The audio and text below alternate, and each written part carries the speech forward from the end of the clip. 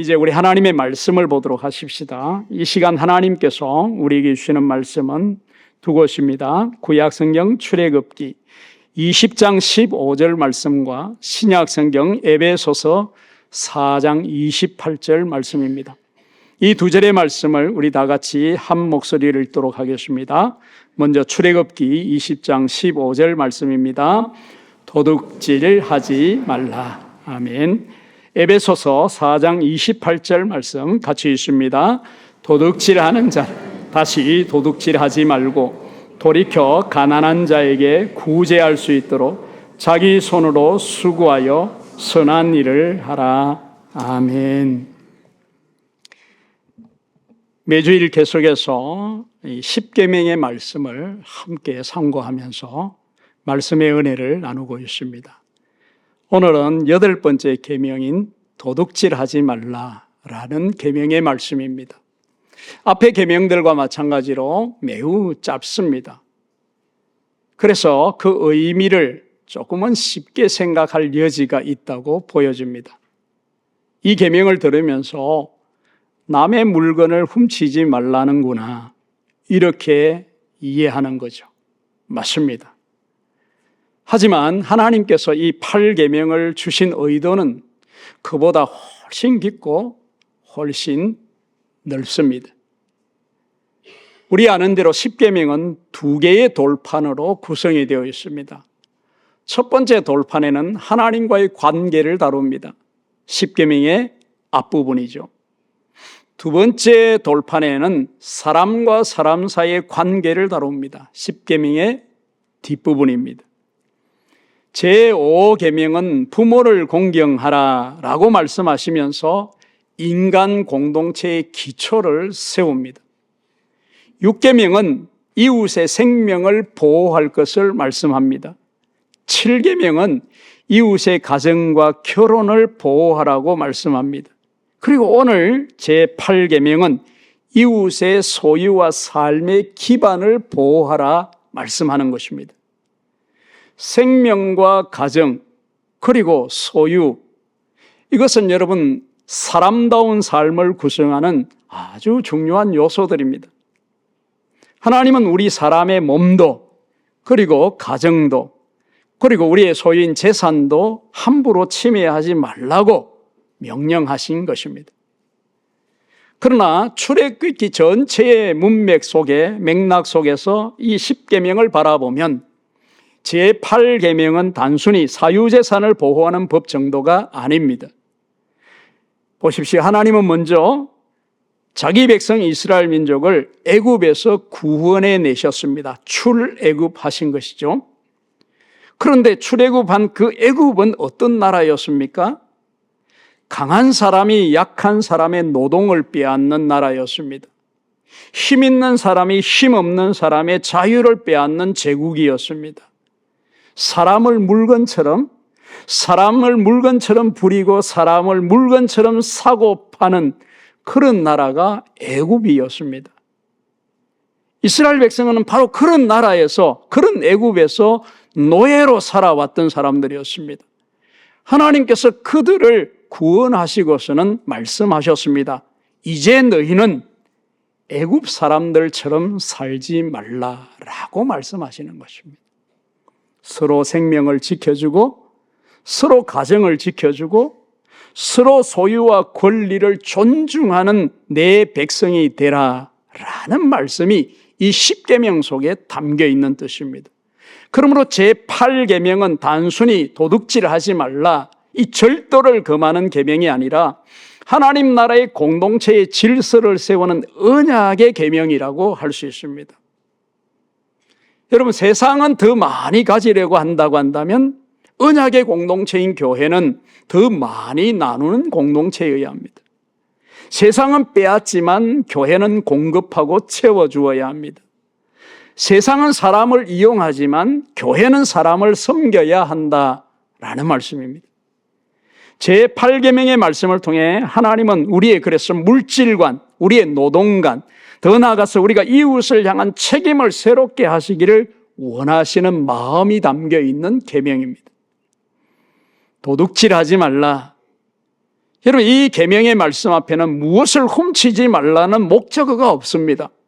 뭐 사람을 훔치지 말라라거나 아니면 돈이나 물건만 훔치지 말라 이런 말도 아닙니다. 그냥 도둑질하지 말라. 이게 8계명입니다. 그런데 성경에서 도둑질하다라고 하는 뜻으로 사용된 히브리어 단어 가나브는 다른 사람의 동의 없이 은밀하게 남의 것을 빼앗는 그 행위를 지칭하고 있습니다. 그런데 이 단어가 사람을 훔치고 납치하는, 즉 유괴를 할 때도 동일하게 사용되고 있다라는 점을 주시할 필요가 있습니다. 출애굽기 21장 16절은 말씀합니다. 사람을 납치한 자가, 여기 납치한 자가 할 때 이 납치했다라는 이 단어가 8계명에 사용한 그 단어를 그대로 사용하고 있습니다. 사람을 납치한 자가 그 사람을 팔았든지 자기 수하에 두었든지 그를 반드시 죽일지니라. 신명기 24장 7절에도 사람을 유인해서, 즉 유괴하여 종으로 삼거나 판 자를 죽이라고 엄하게 하나님께서 그 처벌을 명하고 있습니다. 자, 왜 하나님께서 사람을 훔치는 죄를 이토록 무겁게 다루셨을까요? 사람은 물건이 아니기 때문이겠죠. 사람은 하나님의 형상대로 창조된 존재이기 때문입니다. 그래서 사람을 유괴하고 납치하는, 즉 사람을 훔치는 것은 사람의 자유와 존엄과 미래를 통째로 빼앗는 일이기 때문입니다. 그러나 이 제8계명의 범위는 단지 사람을 납치하거나 유괴하는 데만 머물지는 않습니다. 성경에 보면 요셉은 자기를 가리켜서 자신이 히브리인인 땅에서 도둑질하여 왔다라고 말하고 있습니다. 도둑질을 당하여 지금 애굽에 와 있다라고 그렇게 자기를 표현했습니다. 다윗의 아들 압살롬은 백성의 마음을 도둑질했다고 성경이 표현합니다. 아간은 하나님께 바쳐진 물건을 훔쳤습니다. 선지자 예레미야는 거짓 선지자들이 하나님의 말씀을 도둑질한다라고 책망을 하고 있습니다. 그러므로 이 도둑질의 대상은 재산만이 아니라는 것이죠. 사람의 자유를 훔칠 수 있습니다. 사람의 명예를 훔칠 수 있습니다. 사람의 신뢰를 훔칠 수 있는 거죠. 사람의 시간과 수고를 훔칠 수 있다라는 말씀입니다. 심지어 하나님의 말씀과 하나님의 영광도 훔칠 수 있다는 것입니다. 레위기 19장 11절은 말씀합니다. 너희는 도둑질하지 말며 속이지 말며 서로 거짓말하지 말며. 이어지는 13절에 계속 이렇게 말합니다. 너는 내 이웃을 억압하지 말며 착취하지 말며 품꾼의 삭슬 아침까지 밤새도록 내게 두지 말며 라고 했습니다. 이 말씀들의 의미는 하나님께서 품삯을 미루는 것도 도둑질의 범주 안에 보신다는 거죠.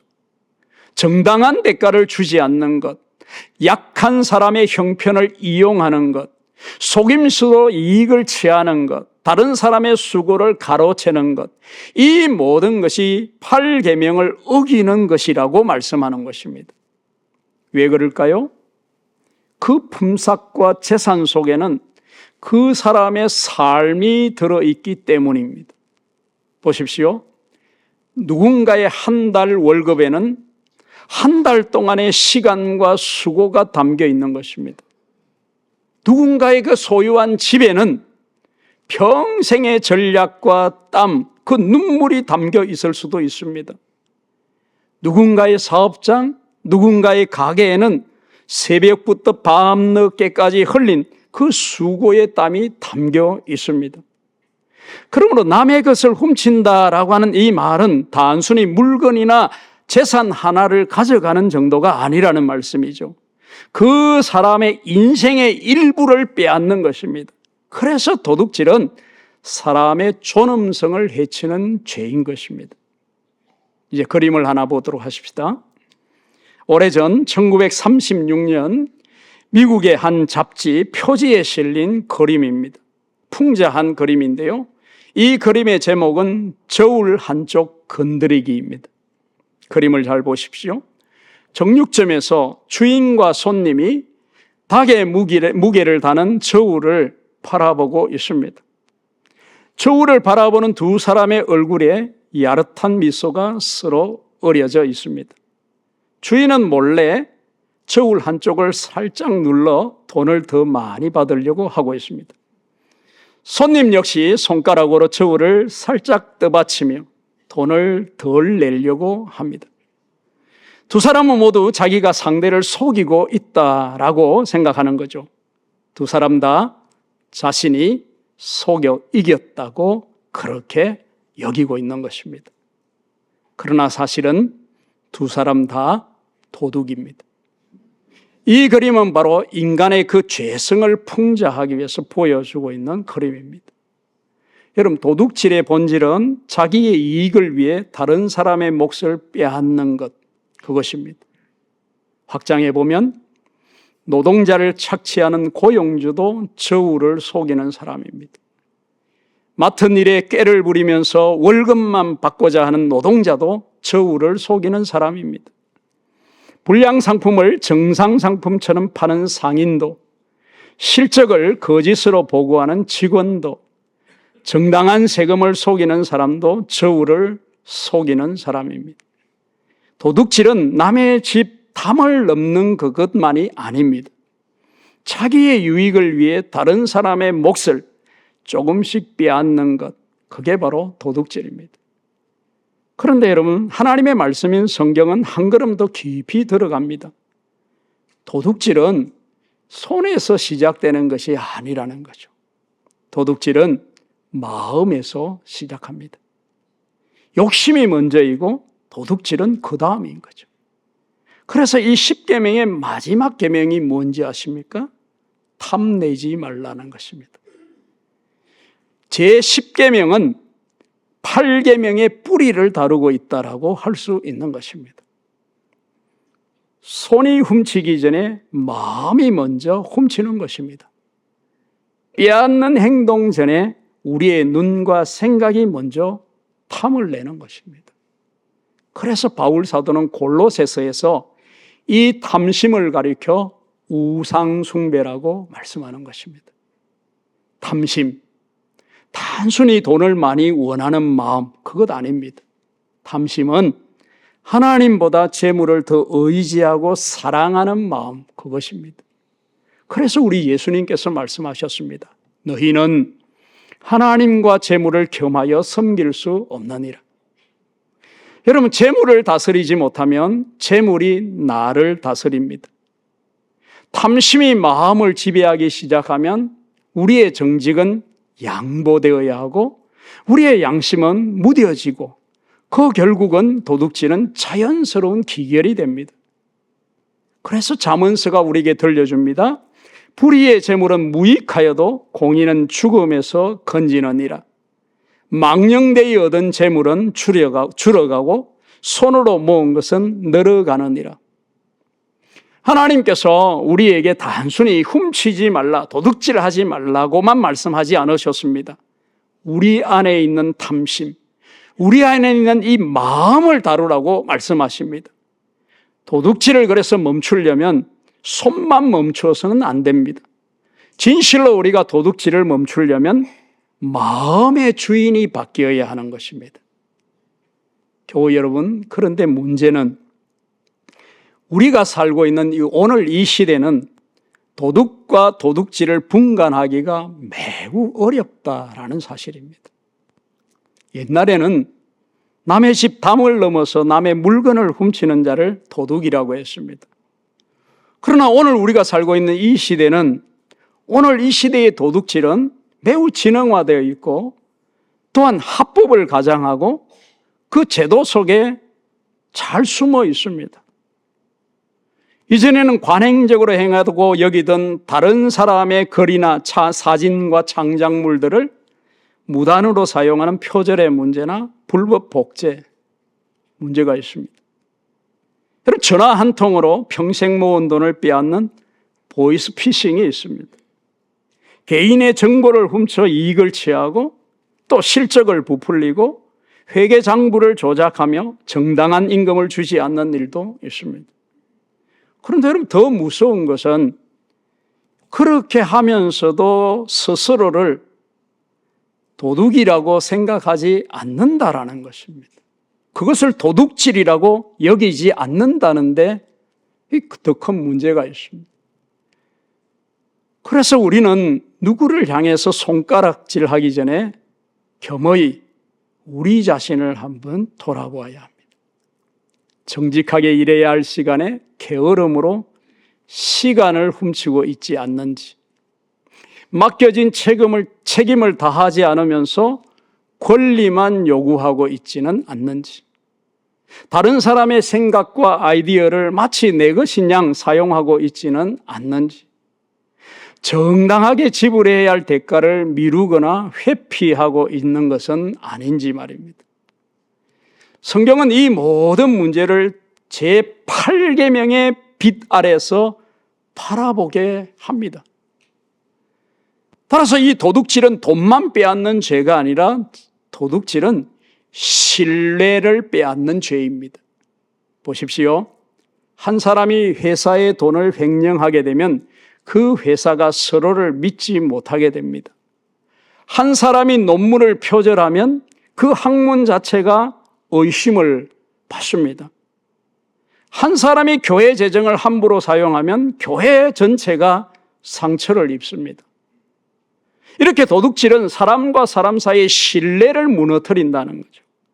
그래서 하나님은 이 언약의 공동체를 보호하기 위해서 제8계명을 주신 것입니다. 따라서 여러분, 이 언약의 공동체인 우리 교회는 믿을 수 있는 공동체가 되어야 합니다.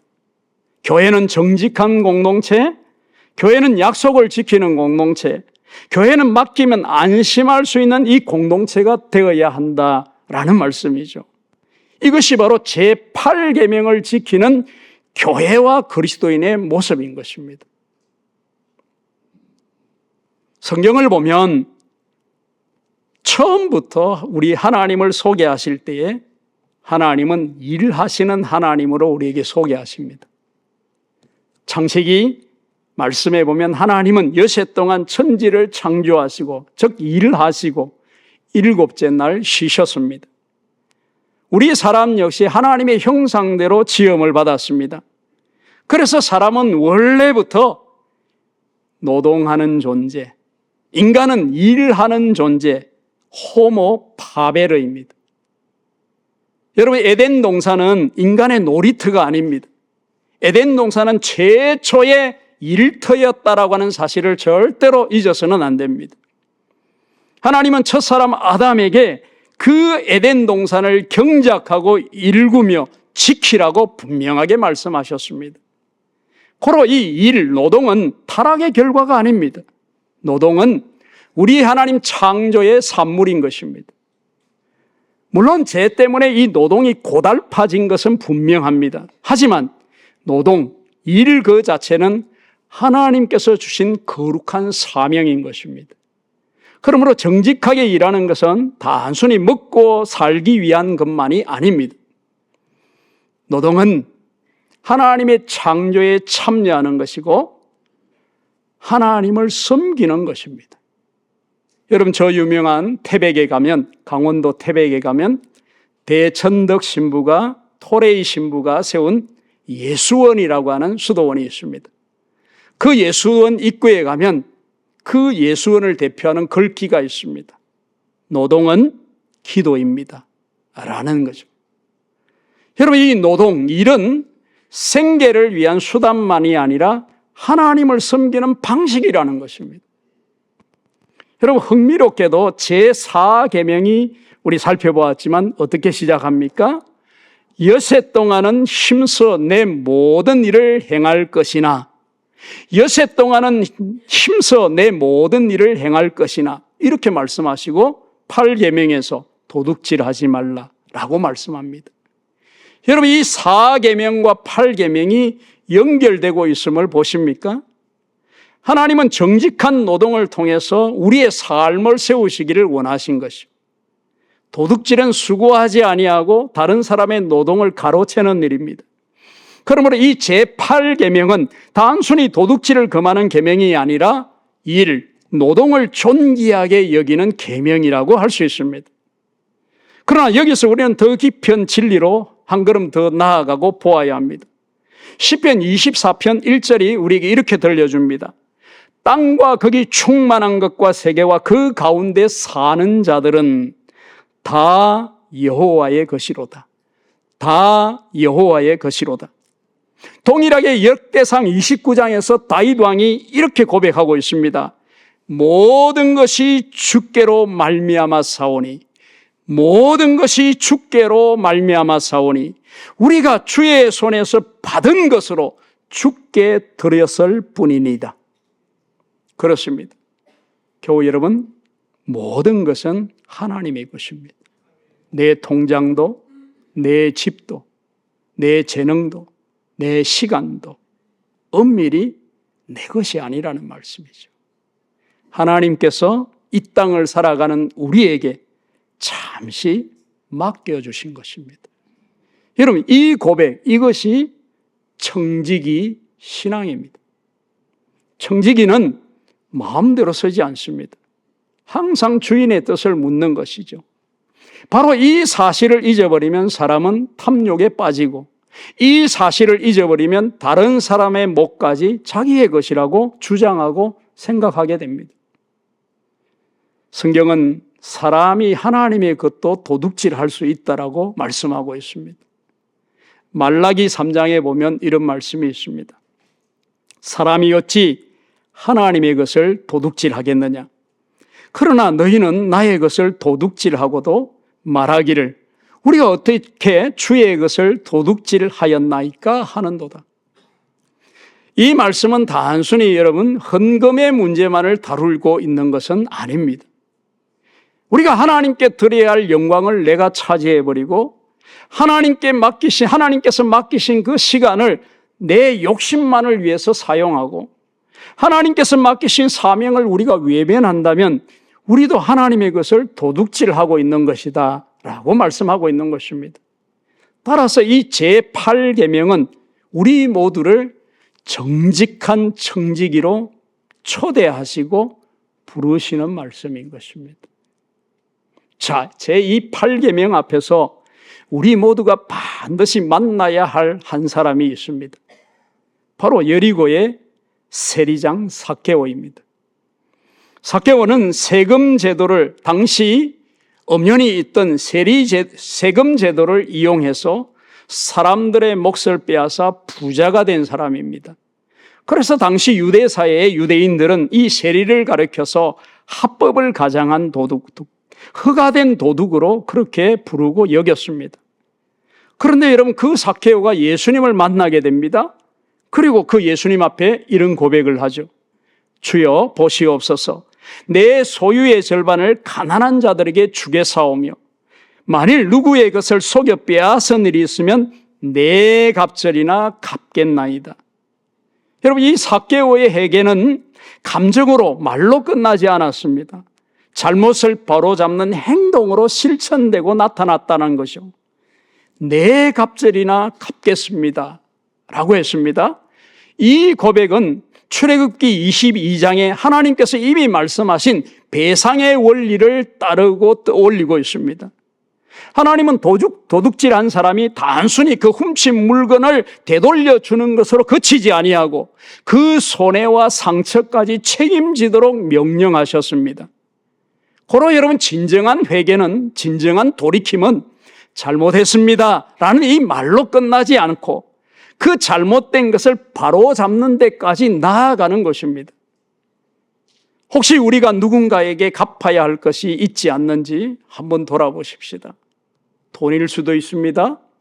사과일 수도 있고 명예일 수도 있습니다. 또 약속일 수도 있습니다. 아니면 무너뜨린 신뢰일 수도 있습니다. 예수님을 만난 사람은 바로 이 삭개오처럼 돌이켜 삽니다. 갚는 거죠. 예수님께서 이 삭개오의 변화를 바라보시고 이렇게 선언하셨죠. 오늘 구원이 이 집에 이르렀으니. 여러분, 구원이 회개의 열매로 나타나고 있음을 보여줍니다. 바울 사도께서는 제8계명의 계명을 매우 적극적으로 해석하여 오늘 우리들에게 들려줍니다. 오늘 읽은 우리 본 말씀 에베소서 4장 28절 말씀입니다. 도둑질하는 자는 다시 도둑질하지 말고 돌이켜 가난한 자에게 구제할 수 있도록 자기 손으로 수고하여 선한 일을 하라 라고 말입니다. 여러분, 이 말씀에는 세 단계가 있음을 보아야 합니다. 첫째, 도둑질을 멈춥니다. 두 번째, 자기 손으로 수고합니다. 세 번째, 가난한 사람을 구제 도와줍니다. 우리는 이 8계명 앞에 흔히 이런 생각을 하죠. 도둑질만 하지 않으면 되는 것 아닌가라고 말입니다. 그런데 이 8계명을 바울 사도는 크게 멈추지 않았습니다. 도둑질하지 않는 것만으로는 충분하지 않다라고 지금 말씀하고 있는 것입니다. 정직하게 일하고 정직하게 벌고 그것으로 다른 사람을 살려야 한다라고 말씀하고 있는 것입니다. 여러분, 이것이 바로 복음이 만들어내는 삶인 것입니다. 보십시오. 세상은 말하죠. 더 많이 가져라고. 그러나 복음의 진리는 오늘도 우리에게 말씀합니다. 더 많이 나누라고. 세상은 말합니다. 내 몫을 단단히 지키라고. 그런데 우리 예수님은 말씀합니다. 내 이웃의 몫도 좀 생각하라고 말입니다. 그리스도인은 먹고 살기 위해서만 일하지 않습니다. 예수 믿는 사람은 성공하기 위해서만 일하지 않습니다. 저와 여러분, 우리 그리스도인은 더 많이 소유하기 위해서만 일하지도 않습니다. 그리스도인은 선한 일을 하기 위해서 일하는 것입니다. 저와 여러분, 우리 그리스도인은 하나님께서 맡기신 사람들을 섬기기 위해서 노동하고 일하는 것입니다. 노동은 생계의 통로일 뿐만 아니라 섬김의 통로입니다. 수입은 소비를 위한 것만이 아니라 나눔을 위한 것입니다. 하나님께서 우리에게 맡기신 물질 속에는 세 가지 몫이 있다고 설명합니다. 첫째, 하나님의 몫이 있습니다. 또한 이웃의 몫이 있습니다. 그리고 나의 몫이 있습니다. 그런데 생각해 보면 우리는 이 순서를 자주 바꾸죠. 먼저 나를 위해 씁니다. 좀 남으면 하나님을 생각합니다. 더 나오면 이웃을 생각합니다. 그러나 청지기는 다르게 삽니다. 하나님을 기억하고 이웃을 돌보며 자신에게 맡겨진 그 몫을 감사함으로 사용한다라는 말씀이죠.